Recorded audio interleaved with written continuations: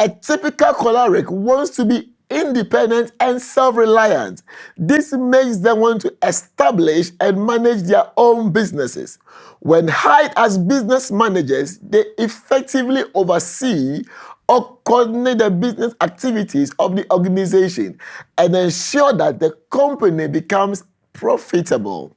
Cholerics are successful with the practical aspect of engineering and fieldwork. They are interested in construction and civil engineering. They enjoy construction a lot. They are likely not to design bridges, road, and complex structures, but can interpret everything on paper and produce exactly what the design suggests practically.